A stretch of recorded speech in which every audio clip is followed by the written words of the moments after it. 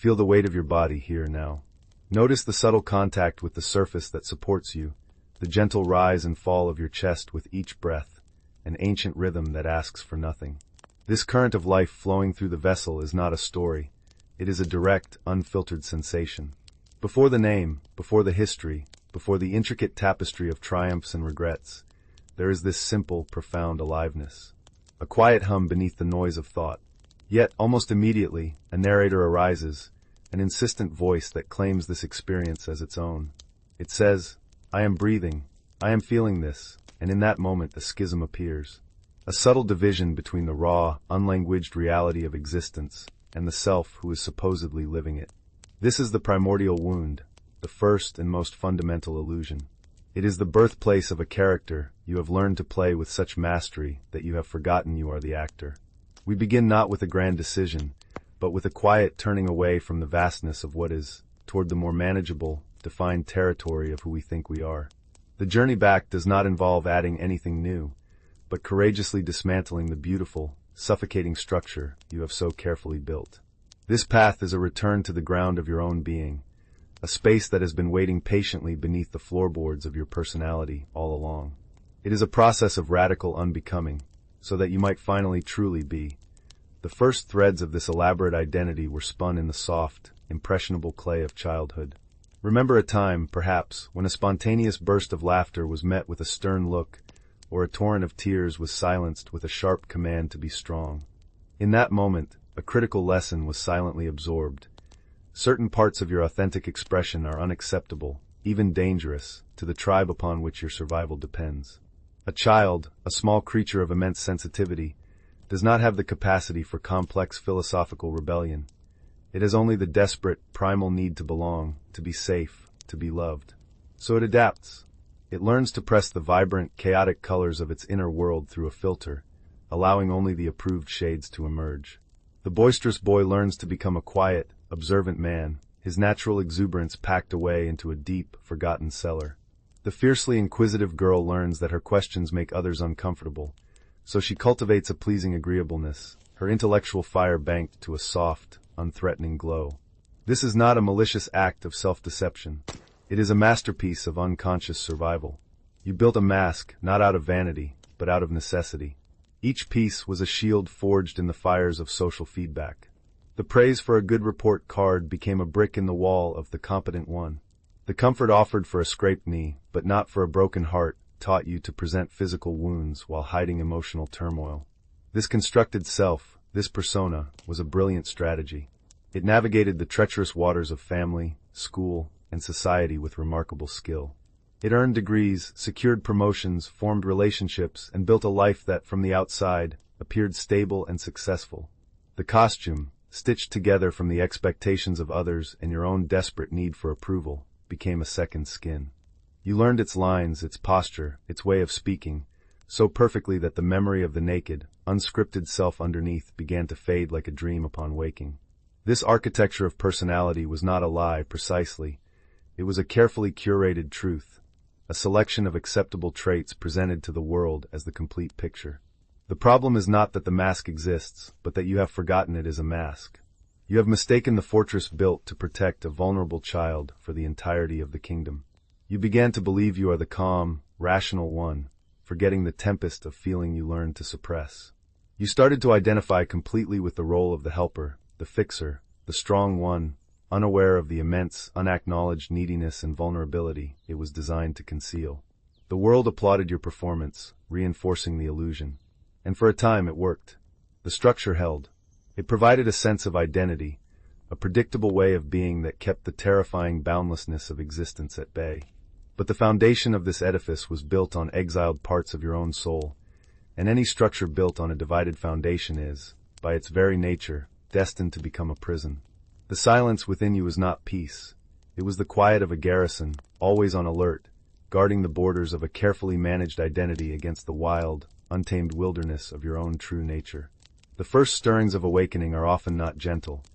They are the groan of this foundation beginning to shift under an unbearable, accumulated weight. The cost of maintaining this facade is immense, a slow, imperceptible bleeding of life force. It manifests not as a dramatic crisis at first, but as a subtle, pervasive exhaustion. a weariness that sleep cannot touch. You might feel it as a persistent tightness in the jaw, the silent clenching against unspoken words. Or perhaps it lives as a shallow breath, a body that has forgotten how to fully receive the gift of air because it is braced for the next demand, the next performance. It is the dull ache in the shoulders, not from physical labor, but from the psychic weight of upholding an image. There is a constant, low-grade hum of anxiety, the background static of a system running on overdrive. It's the feeling of being a tightly coiled spring, even in moments of rest. You are at a dinner party, smiling, nodding, playing your part with practiced ease, yet a part of you is utterly absent, observing the scene from a great distance, wondering what this has to do with anything real. A colleague achieves a long-desired goal, the very thing you have striven for, and upon reaching it, feels not the anticipated elation but a profound, hollow echo. The view from the summit is sterile and empty. The applause sounds like falling sand. In that moment, the script runs out. The character has achieved its objective, but the actor inside feels nothing but the draftiness of the stage. This is the existential vertigo that precedes a genuine shift. The strategies that brought you success and safety are now the very things that are suffocating you. The fortress has become a tomb. The meticulously curated garden of your life feels plastic, odorless. The questions begin to surface, not from the intellect, but from a deeper, more visceral place. Is this it?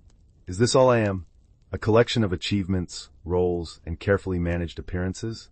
The discomfort grows. Small cracks appear in the smooth veneer of the personality. An uncharacteristic outburst of anger over a trivial matter. A sudden, inexplicable bout of weeping while watching a simple television commercial. These are not signs of breaking down. They are signs of breaking open. They are distress signals from the exiled territories of your psyche, the parts of you that have been starved of light and air for decades. The persona, once a reliable shield, now feels brittle thin. You can feel the vast, unknown reality pressing against it from both the inside and the outside. The terror of this is immense because the ego, the constructed self, equates its own dissolution with death. It will fight with every tool at its disposal to maintain control, to reinforce the walls. It will distract you with new goals, with blame, with intellectual analysis, with spiritual bypassing.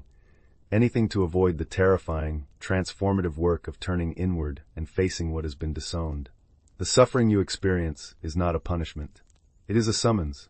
It is the fierce, unbearable grace of life itself, knocking on the door of your self-made prison, inviting you to step out into the terrifying, liberating expanse of the real.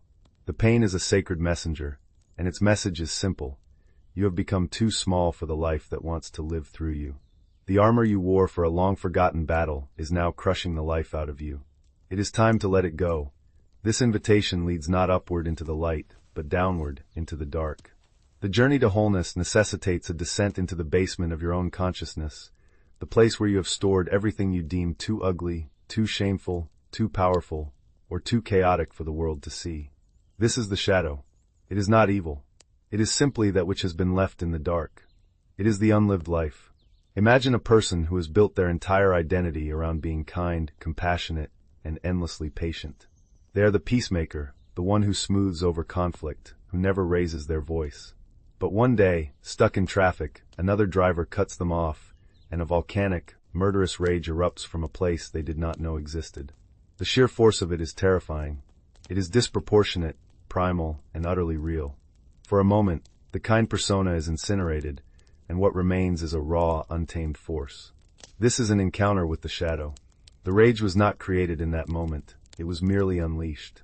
It is the accumulated energy of every time they swallowed their anger, every instance they said it's fine, when it was not fine, every moment they prioritized another's comfort over their own truth. The shadow also contains immense power. Consider the artist who works a stable, respectable job, their creativity relegated to a weekend hobby. Their deep, buried envy at the success of a fellow artist is not merely a petty emotion. It is the cry of their own neglected genius, the golden part of their shadow, screaming for expression. The profound, gut-wrenching shame you might feel about a past mistake is not just a memory, it is a gatekeeper. To walk through that gate, to face the shame without flinching, is to reclaim the part of you that made the mistake, to integrate its lesson, and to liberate the immense energy that has been used to suppress it. The process is one of radical self-honesty. It requires you to look at your own jealousy, your greed, your secret sense of superiority, your bottomless need for validation, your capacity for cruelty, and to say, "This too is me." Not to indulge these energies, but to acknowledge their presence. To stop pretending they do not exist. You cannot become whole by cutting off half of yourself. A tree cannot grow to the heavens without its roots reaching deep into the earth. The shadow contains the raw, fertile soil of your being. It holds your untamed power, your repressed creativity, your instinctual wisdom.